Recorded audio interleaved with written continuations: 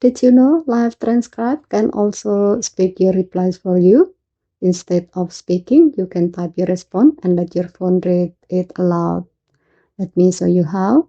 First, open Live Transcribe.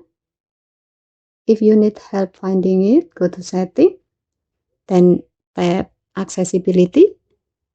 From here, tap Hearing Enhancement, tap Live Transcribe. Finally, tap Open Live Transcribe. Next, tap the keyboard icon at the bottom. Type your replay in the text field. Then tap the speak button. Yes, thank you. Your phone will read your typed message aloud. If you want to clear your message, tap the trash icon. Keep in mind that Live Transcribe pauses while your phone is reading your replay, then resume listening once it's finished. And that's how to replay using Live Transcribe on the Samsung Galaxy S26 Ultra. Thank you for watching.